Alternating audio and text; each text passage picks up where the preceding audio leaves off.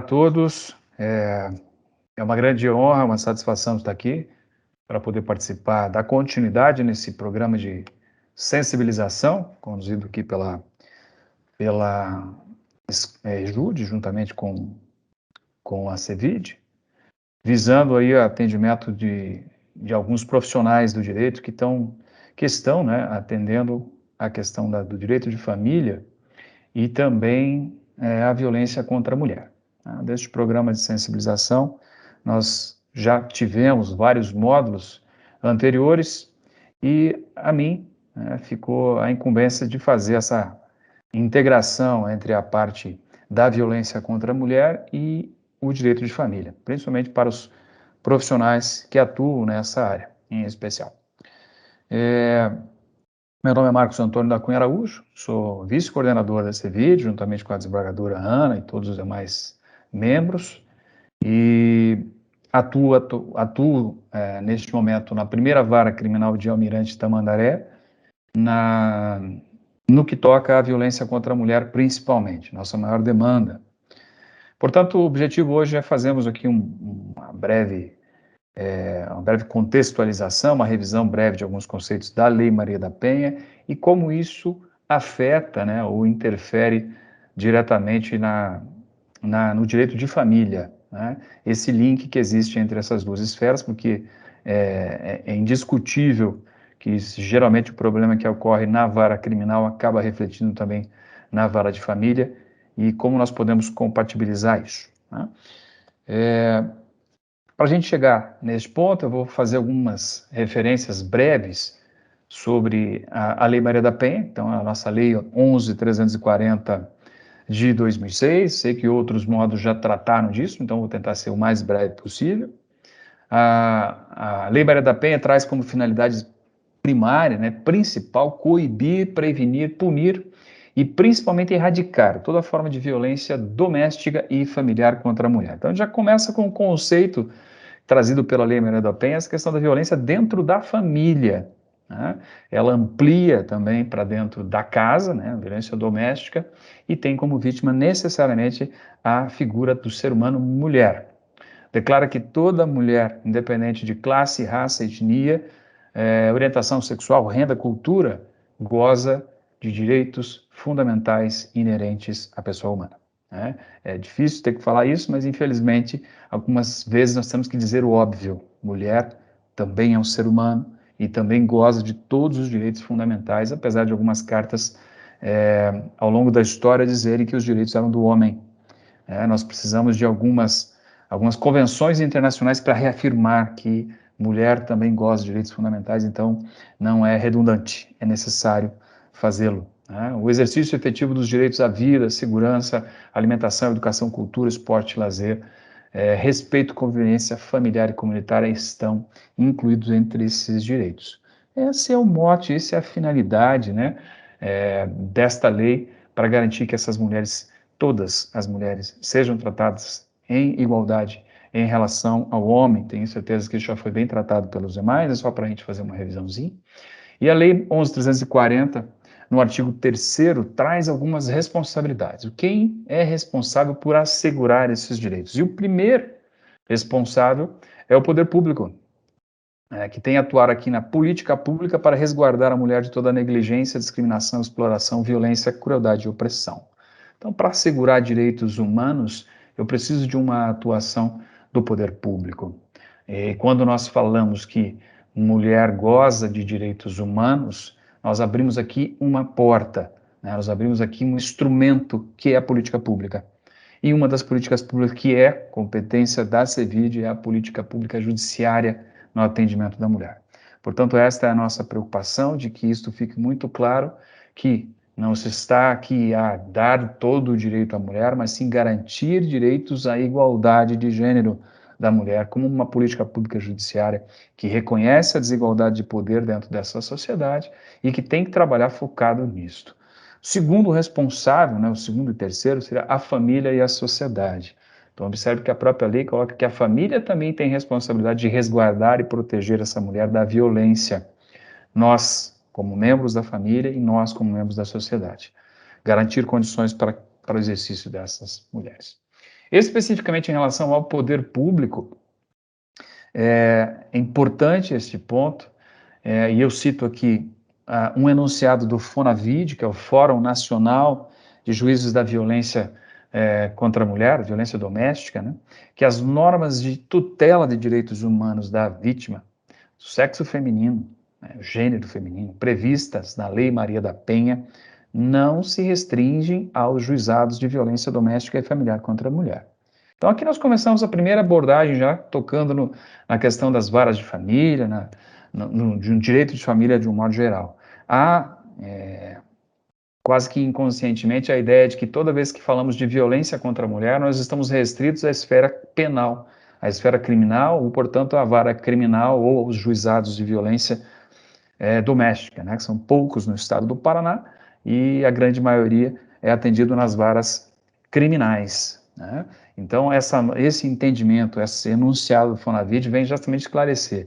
Quando estamos a falar de direitos humanos, não se restringe a juizado de violência ou a vara criminal. Portanto, toda competência, né, do Poder Judiciário que afete mulher em situação de violência tem também obrigações de tutelar o direito humano da vítima mulher, né, do gênero feminino. Então, isso é importante que se frise, porque há a ideia de que, olha, o problema lá da violência contra a mulher se trata na vara criminal.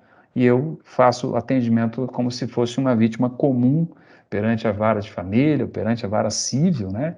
Vara civil também é importante observar, por exemplo, uma discussão sobre posse, um uso capião, que vai ser discutido na esfera civil e que tem relação direta com a Lei Maria da Penha, porque estão discutindo posse. Então, um casal que está lá morando junto e sobrevém uma situação de ameaça, de violência, a mulher tem que abandonar a casa e iniciado uma ação de uso capião, isso pode ter reflexos também do ponto de vista civil. Portanto, toda a estrutura judiciária tem que dar essa atenção para a peculiaridade da mulher em situação de violência, que não se restringe apenas à vara criminal, né? Na vara da família nós vamos falar um pouquinho mais à frente. E então, o artigo 4º da Lei 11.340 vai nos trazer aqui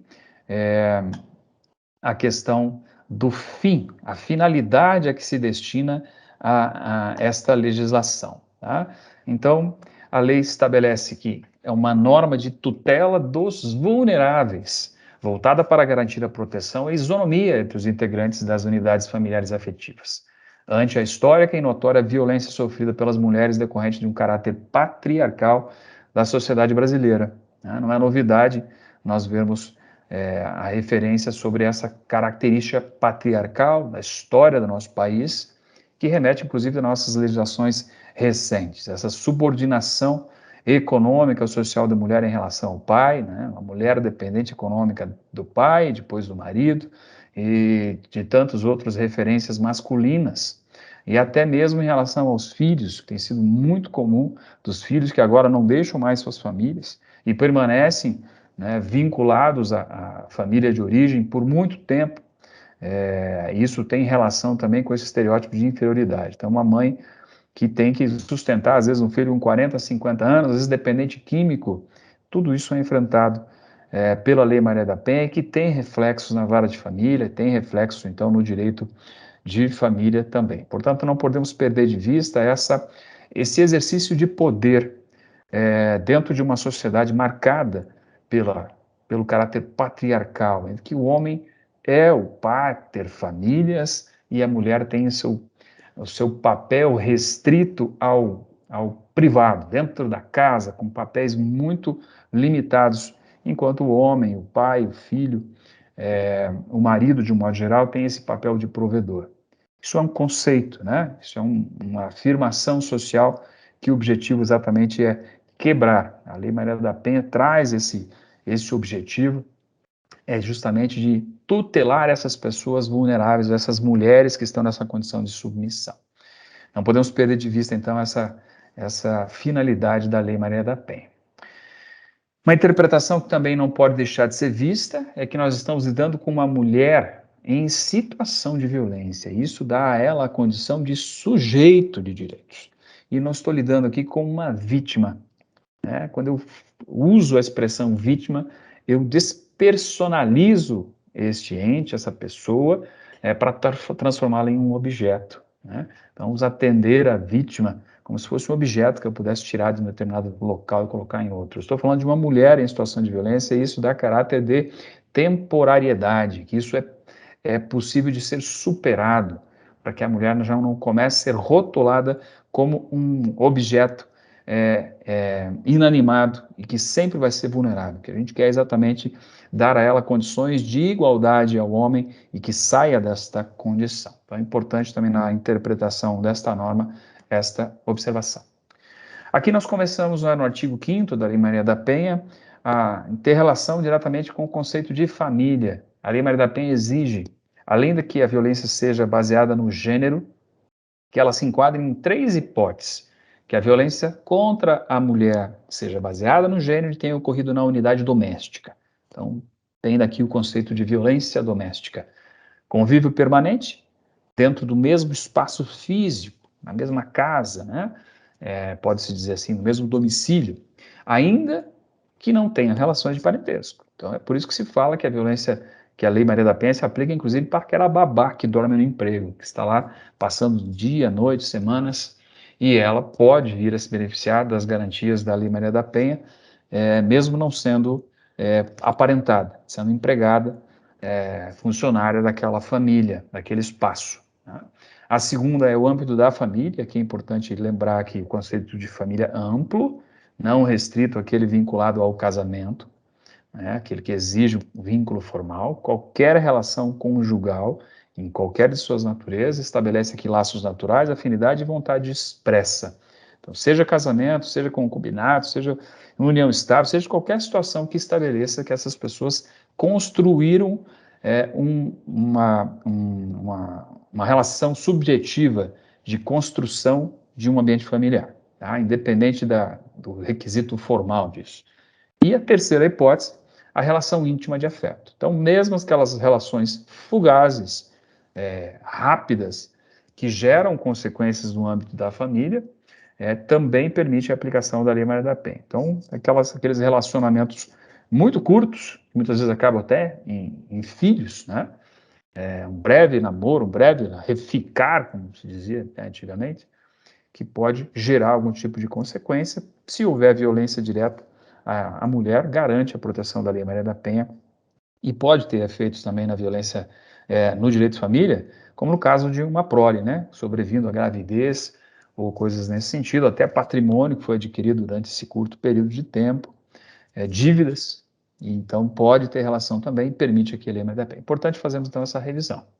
O artigo 6º vai trabalhar então a ideia da violência doméstica familiar contra a mulher como uma forma específica de violação de direitos humanos, supera então o enfrentamento meramente repressivo, que é lei e pena, e permite a aplicação de política pública. É nessa política pública que a gente vai trabalhar agora. Então, o artigo 7º da Lei da Maria da Penha vai trabalhar violência, 5 tipos específicos de violência: violência física, violência moral, violência psicológica, violência sexual e violência patrimonial. Eu separei 2 rápidas aqui, porque dificilmente a gente vai ver isso nas salas de audiência do cível, né?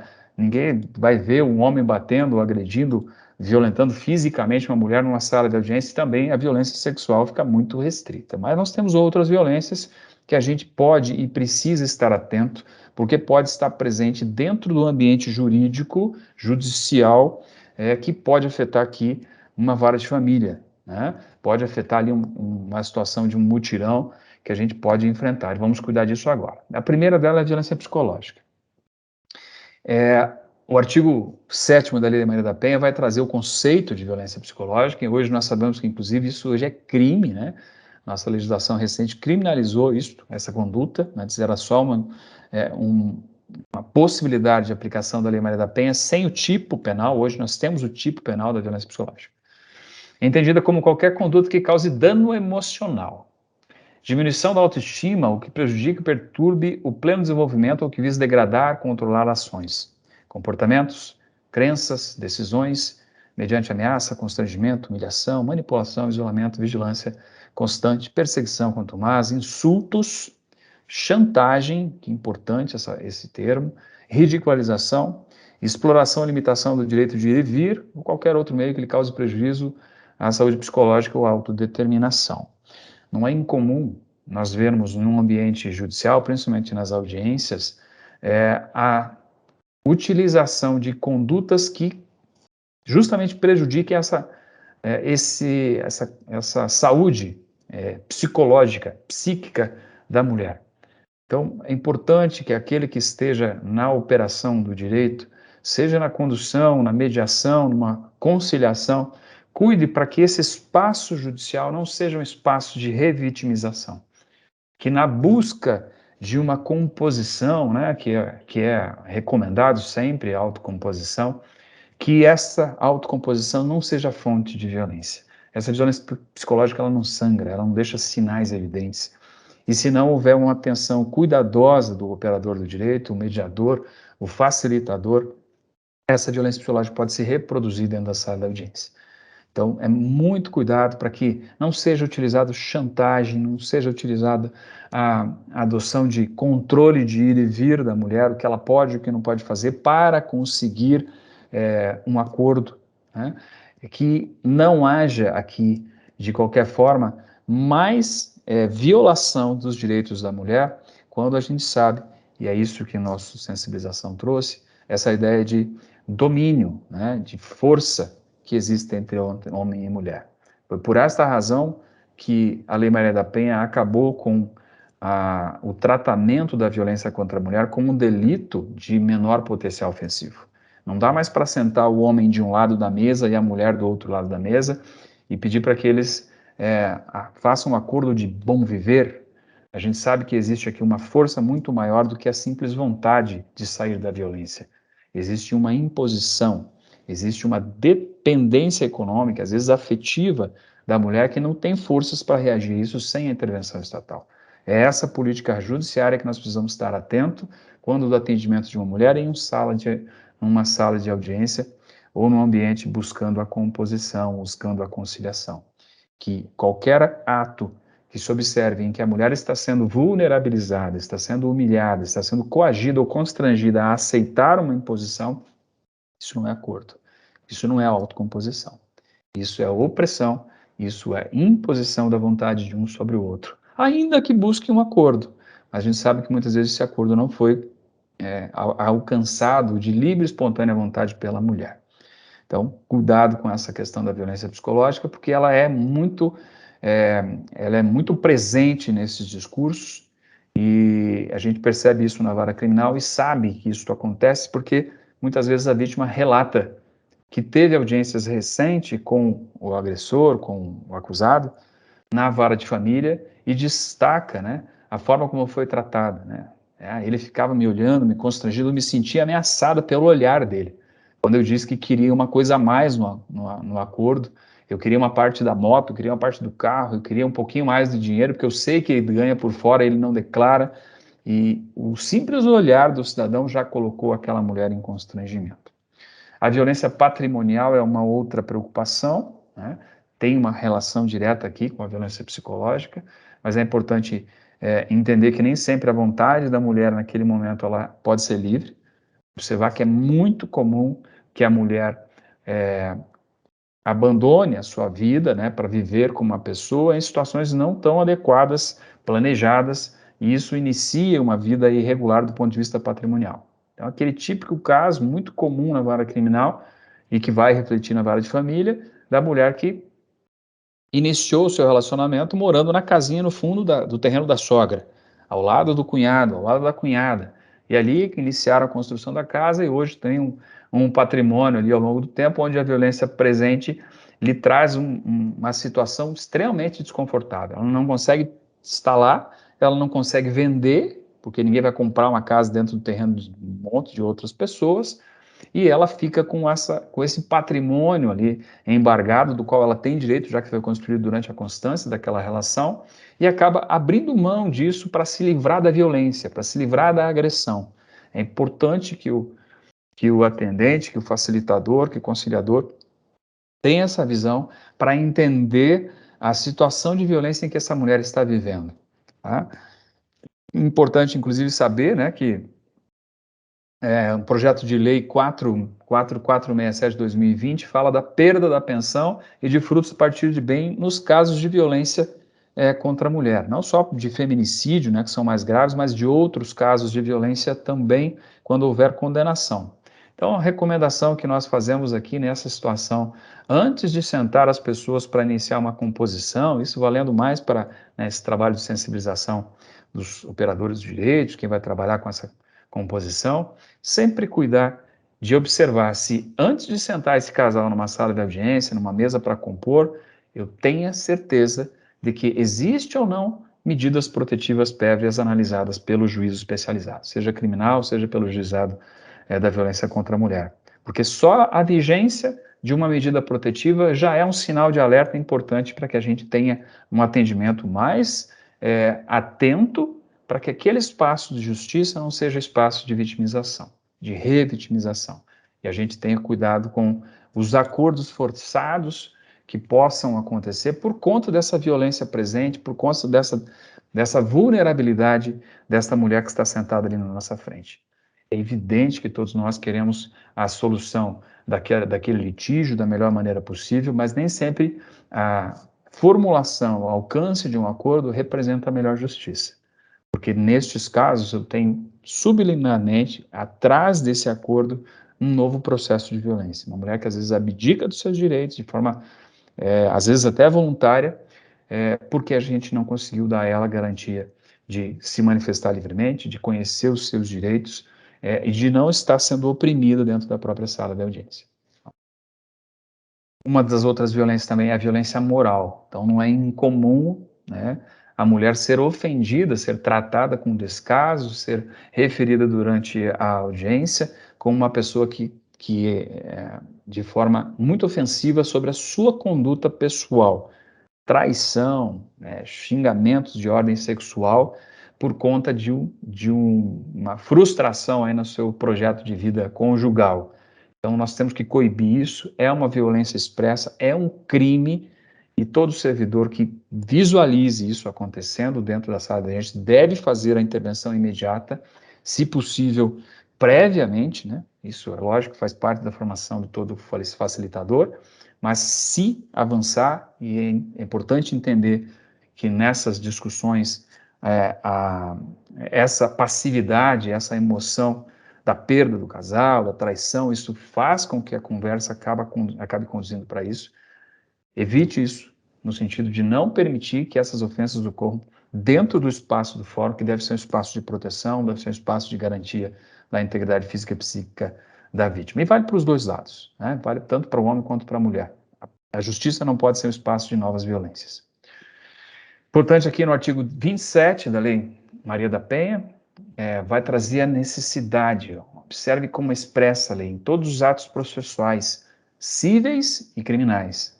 A mulher em situação de violência doméstica e familiar deverá estar acompanhada de advogado, né, ressalvado o artigo 19, que é o artigo que fala das medidas protetivas de urgência. Garantido, o 28 fala, é garantido a toda mulher em situação de violência o acesso ao serviço de defensoria e assistência judiciária, nos termos da lei, em sede policial e judicial, mediante atendimento especializado humanizado. Então, isso aqui, gente, é para dizer, vou sentar para fazer uma composição, mesmo que seja em um mutirão, mesmo que seja numa situação de sejusque, a lei garante à mulher em situação de violência o direito de estar acompanhada de advogado. Isso é garantia fundamental da mulher ter essa orientação, tá? E, inclusive, o atendimento humanizado. Nunca deixe de perguntar se essa mulher tem condições de ficar presente com o agressor. Se ela manifestar que tem receio, que tem medo de estar na presença, tente optar pelo procedimento da videoconferência, que é uma maneira de resguardar a integridade física dela.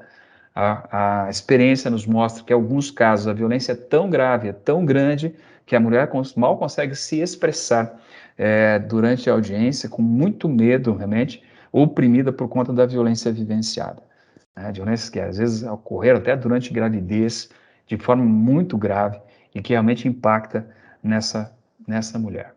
Aqui alguns pontos específicos que nós temos que trabalhar, que fala particularmente sobre aquilo que afeta a vara de família, que é a guarda compartilhada. Então, o primeiro ponto que nós vamos discutir numa medida protetiva, né, que é onde nós vamos na vara criminal nós vamos afetar o direito de família é a questão da guarda. Por quê?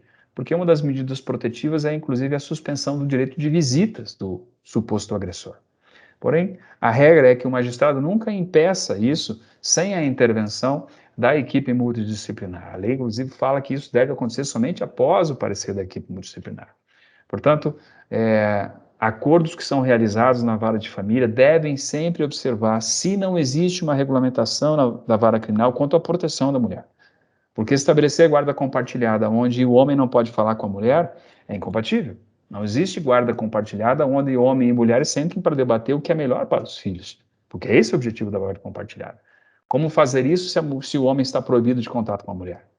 Então, observar que o acordo na vara de família, ele não pode contrariar o mecanismo de proteção previsto na lei, principalmente se for num ponto de vista de acordo. Então, isso deve ser observado e alertado pelo facilitador de que existe uma restrição e que essa restrição não pode contrariar uma ordem judicial, porque a mulher estará em risco e vai ter dificuldade do ponto de vista até da execução deste acordo. O homem vai se aproximar dela e vai acabar gerando situação de conflito que pode prejudicar, inclusive, o homem, porque descumpriria uma norma expressa, que é o artigo 24A da Lei Maria da Penha, que é o descumprimento de medida protetiva. Então, se haverá discussão sobre guarda compartilhada em um acordo, deve sempre ser observada se não há impedimento com a ordem judicial vigente. Né? Outro ponto, a visitação dos filhos. Observar sempre que, quando não há observação do juiz criminal de impedimento de acesso do pai aos filhos, as minhas decisões, eu sempre deixo isso expresso, o afastamento da mulher e proibição de contato não impede o contato, né, com os filhos, mas desde que o faça por interposta pessoa, por a intermediação de terceiros. Então, o pai não pode ir até a casa onde os filhos estão, né? Não pode fazer contato com a mãe, mas ele pode pegar a mãe, pode pegar o irmão, o cunhado, o padrinho das crianças, que vai até a casa, pega as crianças e traz para ele passa o dia e devolve na data ajustada ou estabelecida. Então, sempre que tiver isso, fazer a ressalva no termo de acordo, enquanto vigente a medida protetiva de urgência perante a vara criminal ou o juizado especial, juizado da violência doméstica, que o homem, né, o pai, o genitor, deverá observar as restrições judiciais, utilizando-se de terceira pessoa para fazer a busca e a devolução dos filhos na residência. Outro ponto é o afastamento do lar, né? Então, aqui nós temos uma discussão sobre o direito de habitação e até uma discussão sobre partilha de bens. Isso ocorre como forma de garantia da integridade física e psíquica da mulher, principalmente quando há risco imediato de reiteração de crimes. Tá?